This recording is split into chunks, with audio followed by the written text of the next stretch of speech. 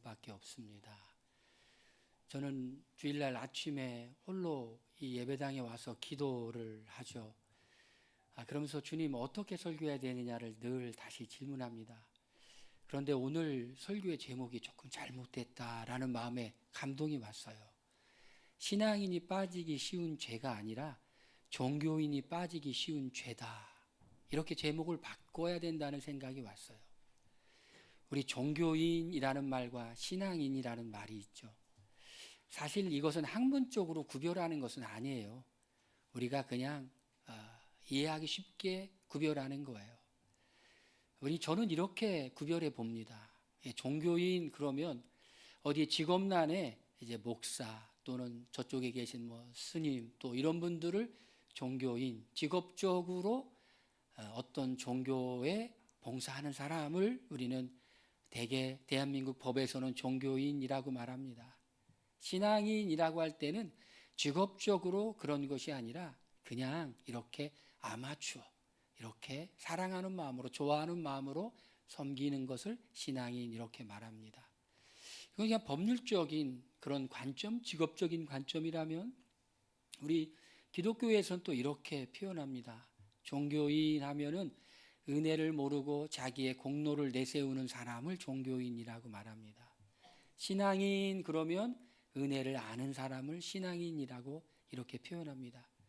그런 말이 나오게 된 동기가 있었어요. 로마서에 대한 책을 쓰면서 어떤 저자가 책 제목을 종교에 매이지 않는 그리스도인이라는 책을 썼어요. 그때부터 종교인과 신앙인이라는 말을 구별했는데 종교인은 약간 부정적으로, 신앙인은 약간 긍정적으로 쓰이기 시작했어요. 종교인은 어떤 사람이라고요?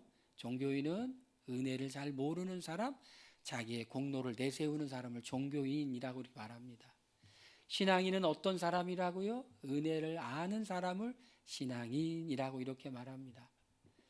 우리는 신앙인이죠.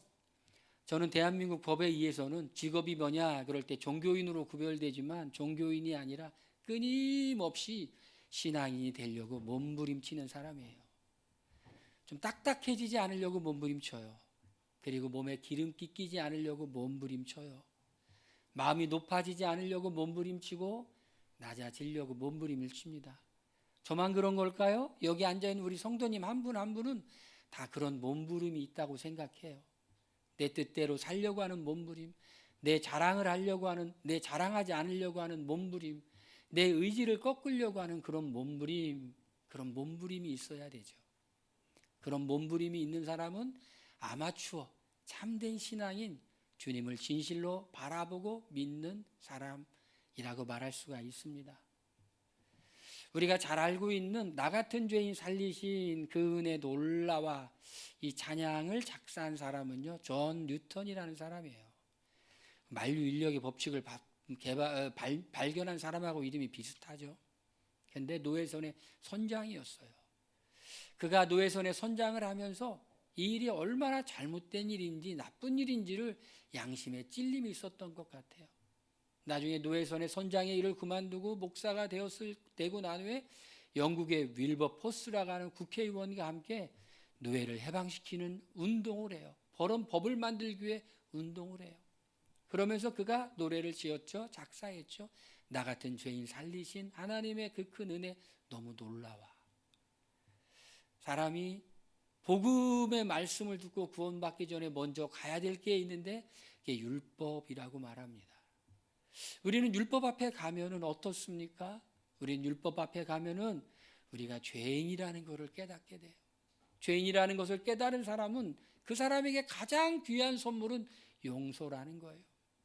지금도 우리나라에는 많은 사람들이 죄를 지어서 구치소 또는 교도소에 있죠. 그 사람들에게 당신 지금 무엇을 선물로 받고 싶습니까? 라고 말하면 이런 선물을 받고 싶을 거예요. 나 사면 받고 싶어요. 또는 나 가석방 받고 싶어요. 나 자유를 누리고 싶어요. 그럴 거예요. 사람이 잘못하고 죄를 범하면 우리나라에 있는 사법 시스템 안에서 그 사람을 구속시켜서 그 사람이 자유를 박탈하죠. 얼마나 불편하겠습니까? 얼마나 힘들겠습니까? 가고 싶은 데도 못 가고 하고 싶은 것도 못 하고 불편하게 사는 형벌을 받는 거죠. 그 사람에게 뭘 선물할까요? 라고 말하면 대부분의 사람들은 나 사면 되고 싶어요, 나 가석방 되고 싶어요, 그런 선물을 받고 싶어 할 겁니다. 자신이 죄인이라고 생각하는 사람이 가장 받고 싶은 선물은 용서라는 선물일 거예요. 우리가 지난주에 우리가 이방인의 죄에 있어서 같이 말씀을 나눴죠. 이방인이 죄를 범하니 하나님이 내버려 두세요. 그러니 상실한 마음 가운데 불의한 일을 행하고 추악한 일을 행하고 살인을 하고 배신을 하고 자기 마음대로 막 살아요. 그런데 로마서는 로마에 있는 유대인 기독교인과 이방인 기독교인들에게 쓰여진 하나님의 말씀이죠. 그 말을 듣는 유대인 기독교인들이 어떻게 생각했을까요? 그래, 맞아. 이방인들은 저렇게 추악해. 이방인들은 저렇게 불의해. 이방인들은 저렇게 짐승 같아. 우리는 율법을 가지고 있으니까 우리는 저 정도는 아니야 라고 생각하면서 구원받은 은혜를, 내가 죄인이어서 구원받았다는 은혜를 생각하기 전에 내가 마치 구원받을 만한 자격이 있는, 혈통적으로 구원받을 만한 좋은 민족이었다는 생각을 하고 있었던 것 같아요. 그러고 나니 로마서 2장에는 유대인들의 죄에 대해서 사도 바울을 통해서 하나님께서 보여주는 거예요. 유대인들의 죄를 이렇게 봤더니 이것은 종교인들이 범하기 쉬운 세 가지 죄. 오늘 말씀을 보니까 종교인들이 범하기 쉬운 세 가지 죄가 있더라고요. 첫 번째는 어떤 죄일까요? 첫 번째는 판단하는 죄라는 것이. 오늘 제가 이 말씀을 드리려고 그래요. 종교인들이 범하기 쉬운 세 가지 죄가 있는데 이 세 가지 죄를 범하지 않고 극복할 수 있는 것이 무엇인가를 말씀드리려고 그래요. 여러분, 종교인은 누구라고요? 은혜를 잊어버리고 자기의 공로를 내세우는 사람, 한마디로 말해서 나는 누군데 하는 마음을 가진 사람이에요. 이 사람들이 범하기 쉬운 죄 세 가지가 있는데 그 죄가 첫 번째가 뭐냐면 자신의 모습을 보지 못하고 남을 판단하는 그런 죄를 범해요. 여러분, 혹시 이런 생각 갖지 않으세요? 나는 저 정도는 아니야 라고 생각하진 않으세요? 유대인들은 아마 그랬던 것 같아요. 로마에 있는 로마인들이 짓는 죄를 보고 이런 생각을 했던 것 같아요. 나는 저 정도는 아니야. 나도 그래도 죄를 짓는데 나는 저 정도로 짓는 건 아니야. 내가 나쁜 마음을 품는데 저 정도는 아니야. 여러분, 성경은 뭐가 기준이라고 말합니까? 다른 사람이 기준인 게 아니라 성경은 하나님 말씀이 기준이에요. 저 정도는 아니야는 나의 기준이에요. 하나님은 뭐라고 말해요? 모든 사람이 죄를 범하였으니까 다 괜찮다라고 말하지 않아요. 모든 사람이 다 죄를 범했으니까 괜찮아, 마음 편히 먹어도 된다라고 말하지 않고 모든 사람이 죄를 범하였으며 하나님의 영광에 이르지 못했다, 모든 사람이 죄를 범하였으며 모든 사람이 죄인이다, 이렇게 말해요. 여러분, 어떻습니까? 우리가 하나님의 은혜를 잊어버리면 마음에 이런 마음이 들어요. 나는 그래도 저 정도는 아니야. 그런데 하나님을 만난 사람의 특징이 있는데, 하나님을 만난 사람은 나는 저 정도가 아니야 라고 생각하는 것이 아니라 나도 저 상황이었으면 나도 어쩔 수 없었을 사람이야 라고 하는 거예요. 여러분, 어떠세요? 나는 저 정도는 아니야 라고 생각하세요? 아니면 나도 저 사람 같은 상황이었으면 어쩔 수 없는 나도 죄인이야 그랬을까요? 제가 1대1로 양육했던 아무개 집사님, 지금은 다른 교회 다니죠. 직장 때문에 늘 협력회사 직원들이 못마땅하다는 거예요. 저랑 1대1로 성경 공부를 하는데, 그래서 같이 기도해 보기로 했어요. 하나님이 어떤 마음을 주시는지. 그래서 같이 기도를 했어요. 하나님이 어떤 마음을 주냐.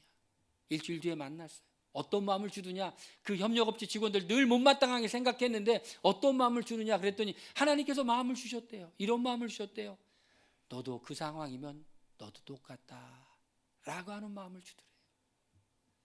여러분, 사실은요, 이 세상에서 참 추악하고 더러운 죄를 범한 사람들 많이 있어요. 도둑질한 사람이 있어요. 살인한 사람이 있어요. 나는 저런 흉악한 도둑질은 안 했어. 나는 저런 살인을 안 했어. 저런 사기는 안 쳤어. 그런데 그런 사람들의 상황과 형편을 돌아보면 그 사람들이 절대로 잘했다는 것은 아니지만 그 사람들이 정말 좋은 환경 속에서 우리 살리는 비 부천교회처럼 좋은 교회를 다니고 좋은 성도를 만나고, 할렐루야, 좋은 친구를 만나고 그랬으면 그렇게 안 됐을 수도 있지만, 살다 보니 정말 나쁜 환경 속에서 좋은 친구를 못 만나고 좋은 교회를 못 만나고 나쁜 친구를 만나 살다 보니 그렇게 될 수밖에 없었던 그 상황을 보면서 우리는 나도 저 상황이었으면 저럴 수 있었을 텐데, 나도 똑같은 사람이었을 텐데, 나도 잘못될 수 있었을 텐데, 나도 죄를 범했을 수 있었을 텐데, 나는 그래도 하나님의 은혜를 받아서 이렇게 좋은 사람들이 있었고 좋은 환경 속에서 신앙생활 하다 보니 내가 이렇게 큰 죄에 빠지지 않았고 이렇게 온 것이 하나님의 은혜구나. 여러분, 그렇게 생각한다면 그건 종교인이 아니라 그건 신앙인이죠. 다른 사람을 보면서 판단하지 않죠. 종교인이 쉽게 범하는 죄가 뭐죠? 보니까 판단하는 거예요. 남을 판단하는 사람아, 판단해요.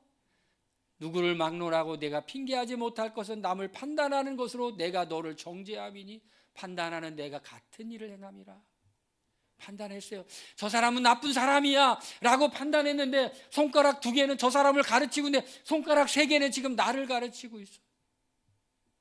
정도의 차이는 있지만 우리도 똑같은 일을 범하는 사람이라는 것이. 예수님 산상수훈에서 뭐가 죄라고 말씀하고 있습니까? 마음으로 미움만 품어도 살인했다고 말하고 있어요. 정도의 차이는 있지만 나도 똑같은 사람이구나. 나도 저 상황이면 저렇게 될 수 있었던 그런 흉악한 죄인이었는데 하나님의 은혜로 내가 이렇게 살아가고 있구나 라고 생각한다면, 우린 다른 사람이 잘못하는 모습을 보면서 나쁜 놈이라고 말하기 전에 우리의 죄를 돌아보며 나도 저럴 수 있는 사람이었는데 하나님의 큰 은혜를 받아 살고 있구나. 중학교 때 제 친구 중에 아주 친한 친구들이 있었는데요, 그 중에 한 명은 세상을 일찍 떠났어요. 백혈병으로. 그런데 그 중에 한 명이 손버릇이 나빴어. 뭐를 이렇게 훔쳐. 근데 그 친구의 가정 형편이 조금 나빴어요. 열악했어요. 그러다 보니 필요한 것을 부모님이 제대로 공급을 해주지 못하니까 알아서 공급을 했는데 알아서 슬쩍 했어요. 아주 친한 친구였어요. 저는 그 친구들하고 다니기는 친한 친구랑 같이 다니긴 했지만 절대로 그런 적을 한 적은 없어요.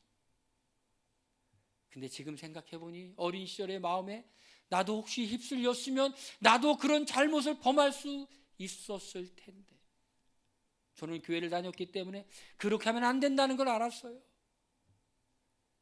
하나님의 은혜죠. 거지였다가 목사님 된 분이 그런 얘기를 해요.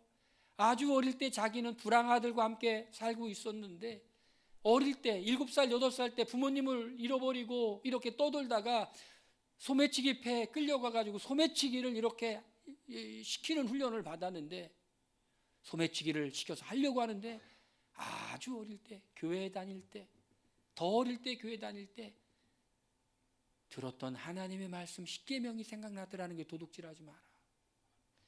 그 말씀이 생각해서 나서 안 했다라는 것이. 뒤지게 때리고는 유리더미 위에 던졌는데 그 죽어가는 아이를 거지들이 데려다가 그거를 치료해주고 나았다라는 것이. 말씀이 생각났죠? 도둑질하지 마라. 여러분, 우리도 다 똑같은 사람이에요. 우리가 다른 사람의 잘못과 허물을 보면서 그 사람을 정죄하기 전에 나도 똑같은 죄를 지을 수밖에 없는 연약한 사람이었는데 하나님이 은혜를 주셔서 나를 용서해 주셨고 나를 긍휼로 이끌어 주셨고 그래서 내가 이렇게 살아가는구나. 나의 나 된 것은 하나님의 은혜구나. 성경에 보면 바울 서신을 보면은요, 은혜라는 말이 그렇게 강조되고 있어요. 너희가 그 은혜로 인하여 구원을 받았다라고 말을 해요. 사도 바울은 또 이렇게 말합니다. 나는 죄인 중에 괴수라고 말합니다. I am the lowest. 나는 죄인 중에 최고 죄인이라고 말해요. 왜냐하면 그가 하나님의 은혜가 아니고서는 구원받을 자격이 없다는 걸 알았기 때문에 그래요. 바울은 예수님을 정말 만나기 전에는 종교인이었죠. 판단하는 사람이었어요. 스데반이 순교당하는 그 자리에 증인으로 있었어요. 예수님을 믿는 사람을 죽이려고 그렇게 기세등등하게 지금의 시리아 땅 다메스커스로 길을 나가는 길에 아무것도 한 것이 없는데 예수님이 빛으로 비춰주시고 소리를 들려주시며 사울아 사울아 내가 나를 왜 핍박하느냐 그러면서 예수님이 주권적으로 만나주셨는데 바울이 아무리 생각해봐도 자기가 하나님의 사랑을 받을 만한 이유와 근거를 찾을 수가 없는 거예요. 은혜구나. 하나님을 찬양합니다. 하나님께서 성부께서 나를 택해 주시고 성령께서 나를 위해 죽어 주시고 성령께서 인주신 그 하나님의 은혜를 찬양한다고 에베소 1장에 쓰고 있어요. 하나님의 은혜입니다. 여러분, 우리가 정말 하나님의 빚진 자의 심정으로 살아가기 위해서는 내가 얼마나 큰 죄인이었고 내가 얼마나 큰 용서를 받았는지 깨달을 때 감사합니다가 저절로 나오는 거예요. 여러분, 살아가면서 정말 감사가 저절로 나오세요? 감사가 속에서 솟구쳐 나오세요? 감사합니다가 나오십니까? 내가 어떤 선물을 받았는지, 내가 얼마나 흉악한 죄인이었고 그 죄에서 용서받았는지를 모르기 때문에 우리는 감사가 잘 안 나오는데, 내가 얼마나 큰 죄를 지었고 얼마나 큰 은혜를 받았는지를 알게 되면 우리는 마음속에서 입술로 감사합니다가 저절로 나오게 돼요. 저는 지금 이렇게 살아가는 것이 하나님의 은혜라고 생각을 해요. 말로만이 아니라 진짜 그렇게 생각해요. 제가 하는 말 중에 많은 말 끝마다 많이 나오는 단어가 있는데 그건 정말 감사해요. 아침에 이렇게 돌아다니면은요, 감사하다는 말이 너무 이렇게 막 나와요. 공기가 이렇게 시원하면 감사합니다라는 말이 저절로 나와요. 요즘 잎사귀가 이렇게 막 나오면 연한 잎사귀가 막 나오는데 감사합니다가 막 나와요. 자연을 보면 감사합니다가 소리가 저절로 나와요. 왜 그래요? 하나님의 은혜라는 걸 알기 때문에, 나의 나된 것은 하나님의 은혜라는 걸 알기 때문에 사는 게 은혜인 줄 믿으시길 바랍니다. 여러분, 우리가 이 땅에서 이렇게 사는 게 은혜인 것을 믿으시길 바랍니다. 감사하면 더 감사하게 될 줄로 믿습니다. 하나님은 감사는 귀한 선물인 줄로 믿습니다. 감사하면 더 감사하게 되는 하나님의 신비인 걸 믿으시길 바랍니다. 너무너무 감사해요. 하나님이 내게 해주신 일을 생각하면. 그런데 우리가 하나님께 한 일이 별로 없다라는 것이, 하나님이 우리에게 해주신 일이 훨씬 더 많다라는 것이. 종교인이 빠지기 쉬운 두 번째 죄가 있는데, 그것은 하나님이 우리를 혼내키지 아시기 때문에 그냥 하나님께 눈물로 회개하며 돌아가지 않는다라는 것이. 여러분, 혹시 하나님의 인자하심을 여러분들이 멸시한다는 생각을 안 해보셨어요? 오늘 말씀해 보니까 이런 말씀이 있어요. 혹 내가 하나님의 인자하심이 너를 인도하여 회개하심을 알지 못하여, 그의 인자하심을 알지 못하여 그의 인자하심과 용납하심과 길이 참으심이 풍성함을 멸시하느냐, 이렇게 말씀하고 있어요. 혹시 하나님의 사랑을 나 멸시한 적이 있지 않을까 혹시 여러분 생각해 본 적 있습니까? 근데 성경은요, 하나님이 우리를 기다리고 계신데 그 기다림에 반응하지 않고, 하나님이 참아주시는데 그 참아주심에 반응하지 않고 그냥 가만히 있는 것을 하나님을 멸시하는 것이다, 그렇게 말해요. 우리가 잘못된 행동을 하고 잘못된 일을 할 때 벼락이 바로 떨어집니까? 심판이 바로 오나요? 안 그렇죠. 왜 그래요? 하나님 참으시는 거예요. 누군가 잘못했을 때 그 잘못에 대해서 바로 그 잘못을 책망하고 질책하고, 그럴 때도 있지만 인간관계에서도 참아줄 때가 많잖아요. 어떤 사람이 이런 얘기를 하는데 참 은혜가 되더라고요. 믿지 않는 사람이 말했던 것 같아요. 내가 지금까지 이렇게 되는 것은 많은 사람의 도움 때문입니다. 많은 사람이 참아줬습니다. 많은 사람이 인내해줬습니다. 여러분, 우리가 지금까지 이렇게 살아온 것은요, 많은 사람의 도움 때문에 이 자리에 온 것을 여러분 믿으시길 바랍니다. 많은 사람이 우리를 참아줬다는 걸 아시길 바랍니다. 많은 사람이 우리를 도와줬다는 걸 아시길 바랍니다. 제가 어제는 승용차를 타고 쭉 오는데 할머니 한 분이 이렇게 리어카에다가 짐을 싣고 막 횡단보도를 건너는데 너무 힘들어서 중간에 그걸 못 건너신 거예요. 아이고, 내가 빨리 내려가지고 차를 세우고 도와줘야 됐다고 생각하고 횡단보도를 이렇게 지나서 세우려고 하는 순간 트럭 운전사가 다 세우더니 건장하신 분이 막 달려가더라고요. 그 횡단보도로. 이미 빨간불이 되었어요. 할머니 얼마나 당황하겠어요. 리어카에는 잔뜩 짐을 싣고 있었어요. 할머니 당황해가지고 중간에서 어떻게 할 줄 모르는데 트럭 운전사가 기사분이 내리셔가지고 그 할머니를 도와주려고 가더라고요. 제가 안 내렸어요. 그 기사분이 내리지 않았다면 누가 내렸을까요? 누가 내렸을까요? 제가 당장 내렸겠죠. 당장 내려서 그분을, 그 할머니를 싹 안전한 곳으로 인도하고 어떻게 했을까요? 주머니에서 돈을 꺼내가지고 할머니 파란 배추잎 하나 드리면서 맛있는 거 사 먹어서 했겠습니까? 안 했겠습니까? 당연히 했겠죠. 그런데 트럭 기사분이 내리시더라고요. 누군가 여러분들이 이렇게 살아가는 것을 많은 사람들이 찾아주셨어요. 어떤 목사님이 설교하는데 자기가 초등학교 다닐 때 있었던 아주 부끄러운 얘기를 고백하더라고요. 전학 가려고 하는데 선생님이 그러더라는 거예요. 너는 다음 학교에 전학 가서는 거짓말하지 마라 그러더라는 거예요.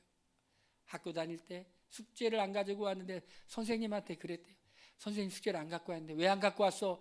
제가 아버지 캐비넷에다 숙제를 넣었는데 아버지가 잠그고 갔어요. 그 선생님이 그러더래요. 그럼 다음에 갖고 와라. 전학 가려고 하는데 선생님이 그러더래요. 다음에 다른 학교에 가면 거짓말하지 마라. 선생님이 참아주신 거예요.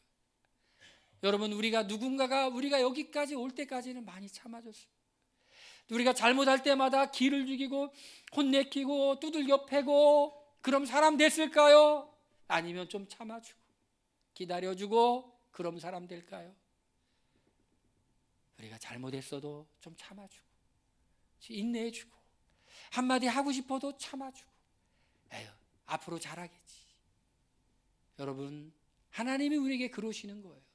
오래 참아주시는데 우리가 하나님이 참아주심에도 불구하고 그걸 모르고 우리가 아무 잘못 없는 것처럼 회개치 아니하고 여전히 그런 죄 가운데 빠져있으면 뭐를 멸시하는 거라고 말하고 있어요. 하나님의 길이 참으시는 풍성하심의 인내를 멸시하는 거라고 말하고 있어요. 우리가 잘해서 아무 일이 없는 것이 아니라 하나님이 참아주시는 거예요. 우리가 스스로 깨닫고 돌아오길 기다리는 거예요. 우리가 너무 세게 하나님이 혼내켜 주시면 너무 무서워서 부들부들 떨까 봐 깨닫게 하려고 생각나게 해주시고 다른 사람을 통해서 이렇게 좀 알게 해주시고 환경을 통해서 이렇게 적당히 또 느끼게 해주시고 그러는 거지. 하나님이 정말 세게 때리면 무서워서 부들부들 떨어요. 여러분, 하나님이 어떻게 하신다고요? 그냥 알아듣게 하세요. 알아듣게 하세요. 이렇게 알아듣게 하고 저렇게 알아듣고 우리 따라 합시다. 알아듣게 하실 때 알아듣자. 알아듣게 할 때 알아들어야 돼요. 너무 멀리 가지 마세요.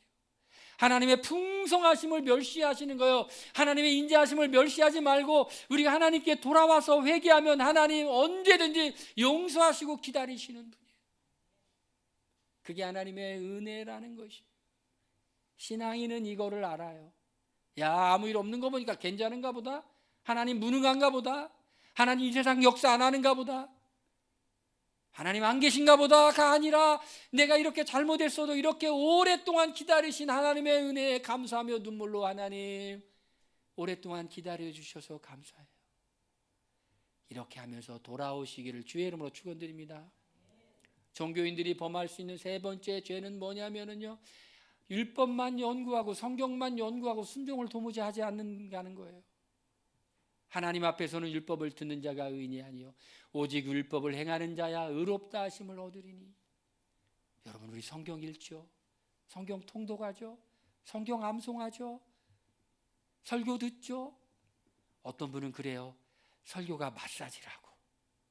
왜 마사지냐 그러니까 지친 영혼들을 그냥 이렇게 막 좋은 말로 달래준다. 그래서 영적 마사지라고. 여러분, 그런 건가요? 때로는 그런 거죠. 위로해 주죠. 그러나 우리가 성경을 읽는 것으로, 성경을 공부하는 것으로 순종을 대신할 수가 없어요. 말씀에 기록되어 있잖아요. 종교인들이 범하기 쉬운 세 번째는 성경을 알아. 그런데 순종하지 않아. 우리는 어떻게 해야 돼요? 성경을 연구만 하지 말고 이 성경을 통해서 하나님을 만나시길 바랍니다. 하나님을 만나야 돼요. 마가복음을 쭉 설교할 때 서기관들의 위선에 대해서 같이 말씀을 나눴죠. 서기관들은 성경을 이렇게 필사하는 사람들이에요. 그러다 보니 그들 중에는 많은 사람들이 성경을 율법을 연구해서 율법사가 되었어요.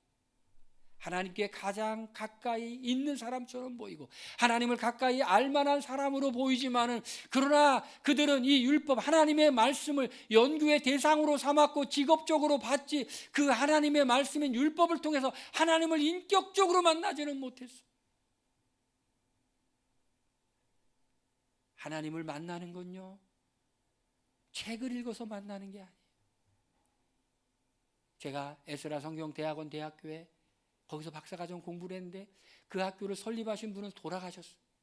자기의 재산을 다 거의 다 기증해가지고 학교를 만들었어요. 근데 그분은 늘 이런 얘기를 많이 하셨어요. 여러분, 성경을 읽지 마시고요, 성경을 통해서 여러분 삶을 읽으세요. 너무 멋진 말 아닙니까? 우리가 성경을 읽고 있지만 사실은 우리는 성경을 읽는 것이 아니라 성경이 우리 삶을 읽어야 돼요. 성경이 보는 관점으로 우리의 삶을 봐야 돼요. 그러고 나면 어떻게 하고 싶어질까요? 주님을 사랑하게 되죠. 사랑하게 되죠. 나의 계명을 가지고 지키는 자야 나를 사랑하는 자니. 신명기 6장에 보니까 하나님을 사랑하라고 말씀하고 있어요. 레위기 19장에 보니까 이웃을 사랑하라고 말씀하고 있어요. 예수님께서, 율법사가 예수님께 와서 가장 큰 계명이 뭐냐고 질문했을 때 하나님을 사랑하고 이웃을 사랑하라고 말씀하고 있어요. 우리가 이 정말 하나님 말씀을 통해서 하나님이 나를 얼마나 사랑하시는지를 알게 되면 나도 하나님을 사랑하게 되고, 하나님을 사랑하게 되면 이 성경을 그냥 연구만 하는 것이 아니라 이 성경을 순종하게 되고 하나님 말씀에 순종하게 되고, 그러면 우리의 심령 가운데 은혜가 임하게 되는 줄로 믿으시길 바랍니다. 여러분, 그런 사람 되시길 바랍니다. 우리 성경 읽어서 무슨 성경 퀴즈 대회 나갈래요? 성경 읽어서 무슨 시험 보실래요? 성경 읽어서 성경 지식 자랑하실래요? 우린 성경 읽어서 하나님이 나를 얼마나 사랑하는 걸 알고, 하나님을 사랑하고, 하나님 사랑하니까 이 성경 말씀이 나를 사랑하셔서 주신 말씀이니까 이대로 하면 내가 은혜가 임하고 내게 잘 될 걸로 믿고 하나님이 좋은 걸 주실 걸로 믿고 순종하시길 바랍니다. 여러분, 우리가 이런 삶을 살 때 어떻게 될까요? 죄의 결과는, 악을 행하는 각 사람에게는 환난과 곤고가 있다. 하나님은 참으시지만 계속 참으시는 건 아니죠. 결국은 우리를 부르기 위해서 환난을 주시죠. 그리고 곤고가 있어요. 곤고가 뭐예요? 마음의 근심이에요. 하나님 말씀에 순종하지 않는 사람, 근심이 자꾸 들어와요. 평안이 없어요. 먼저는 유대인에게 그리고 헬라인에게노다.